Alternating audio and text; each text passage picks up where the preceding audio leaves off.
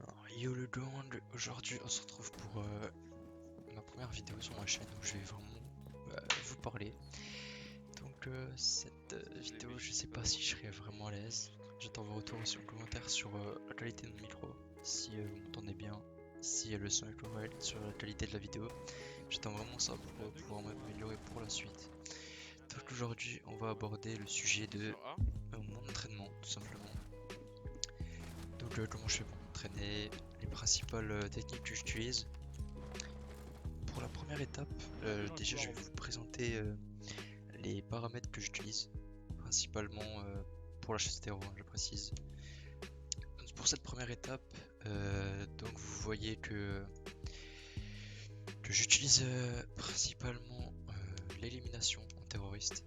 En effet, c'est ce qui me paraît le plus cohérent sur ma façon de jouer. Je préfère que ce soit plus rapide, des amorçages de bombes, et bien ça enchaîne plus pour les ennemis. Et plus d'ennemis, c'est peut-être mieux pour entraîner ces flics, mais je trouve que c'est trop. C'est pas très motivant les amorçages de bombes, alors que l'élimination ça va vite, c'est rapide, on voit le résultat en quelques games. Et je trouve que c'est vraiment le top pour moi. Donc après ça, vous voyez que je mets toutes les maps qu'il y a en ranked. C'est important, très important pour la qualité du gameplay aussi, parce qu'on va travailler sur ces deux facteurs. Donc sur la connaissance des maps, c'est très important aussi. Même si les terreaux ne vont pas être en pixel line sur des corners ou des trucs comme ça. Mais en tout cas, ça peut être très très bien. Déjà pour connaître la map, je prends l'exemple d'une chalet qui vient d'arriver sur le map pool, où il faut apprendre à le connaître. La terreau peut être un bon moyen d'aller en partie perso un peu tout seul et pas trop savoir quoi faire. Donc là, c'est aussi un moyen de découvrir. Mais outre ça, c'est vraiment parfait de mettre toutes les maps qu'il y a en ranked. Même si vous les aimez pas trop, ça peut être important de les travailler. Alors c'est simple, la deuxième étape, ça va être le build silencieux. En effet, le build silencieux, vous le savez beaucoup, c'est une des armes les plus compliquées à gérer. Du moins ça l'était, elle a été un peu ajustée par son recul, qui était beaucoup vertical et horizontal en même temps. Ce qui était vraiment très très dur à comprendre ce pattern d'armes. Mais je vous conseille vraiment de prendre encore cette arme. Donc là vous verrez sur le gameplay, je la maîtrise assez bien. Parce que je me suis entraîné avec. Il y a aussi des armes comme la Bering, un peu plus imprévisible, ou la SMG11, qu'il faut vraiment travailler. C'est vraiment les armes secondaires en automatique comme ça, c'est vraiment ça peut vous sauver sur des duels. Donc essayez de travailler un peu tout. Mais là, en l'occurrence, faites 3-4 games comme ça par jour de buts silencieux, ça va vraiment vous aider à gérer le recul. Même si vous jouez pas forcément bug, mais c'est vraiment chauffer son poignet au recul, au mouvement 3 de gauche pour compenser au bas. Donc voilà, vous aurez compris. Donc après ça, on va passer sur la troisième étape. Donc la troisième étape, ça va être le H-Rush. Donc le H-Rush, c'est une des étapes que la quasi-totalité des joueurs fait. Elle est bien pour vraiment se chauffer le poignet après du build silencieux. C'est parfait. Ça met tout en route. Prenez pas forcément un agent comme H, mais je vous conseille vraiment la terreau de base, c'est fait pour ça. C'est fait pour rush, aligner les têtes, faire tout ça. Donc je vous conseille vraiment de prendre H-Rush et de rusher dans le tas, peu importe, avec de la musique.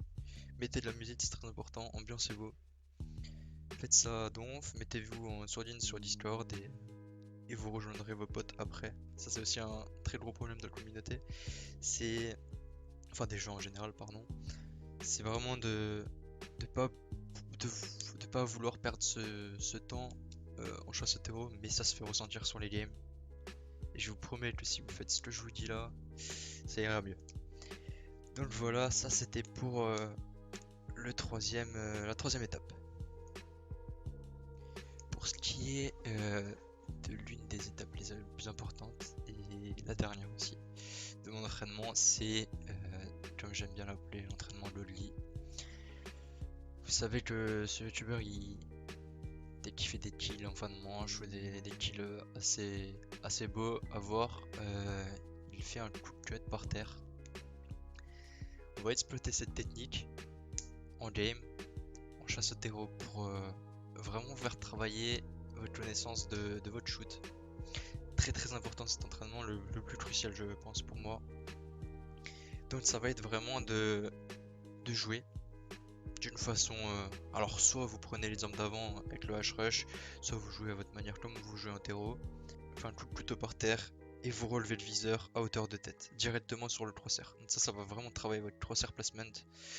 Très crucial en duel, notamment sur des clutches, sur toutes les situations dans ce jeu. Il faut avoir du shoot. C'est bien d'avoir tout le reste, mais il faut avoir du shoot. Et il faut cliquer sur les têtes. Et pour ça, il faut ajuster, il faut savoir ajuster. De en bas à en haut, c'est vraiment l'étape le plus facile. Et ajuster de en haut à en bas avec la souris, c'est plus simple. Mais de en bas à en haut, c'est mettre un coup de poignet différent que celui-là à l'inverse. Ça va faire vraiment travailler tout ce qui est votre crosshair, comme je viens de le répéter. Et c'est vraiment mon entraînement top. Je le fais souvent, pour, surtout quand j'ai les mains froides, pour m'échauffer, des trucs comme ça. Vous pouvez même faire avant, vous n'êtes pas obligé de faire dans l'ordre que je vous ai dit. Mais faites-le, faites-le vraiment. Et après, plus vous progressez, plus vous pourrez coupler cet entraînement. Étape et cinquième étape, on va passer sur l'entraînement one tap. Donc l'entraînement one tap, vraiment pour travailler vos petits réflexes, les petits flicks, par-ci par-là. Ça va être tout simplement de prendre un perso que vous voulez, aucune importance, et de mettre que des one tap, de travailler forcément votre shoot à donf. Il faut vraiment savoir le faire, il faut s'entraîner, ça va pas venir tout de suite, mais il est très important cet entraînement. Et donc vous pouvez aussi dans l'entraînement Lolier, vous pouvez coupler ça avec justement cette dernière étape, donc le one tap. Là c'est vraiment que vous aurez votre crosshair à la perfection. Donc voilà, après ça, donc je vais mettre du gameplay en fond avec de la musique. Alors n'hésitez pas à vraiment me faire parvenir vos retours sur la qualité de la voix, la qualité du micro, donc ça va un peu ensemble. Vraiment tout ce qui est...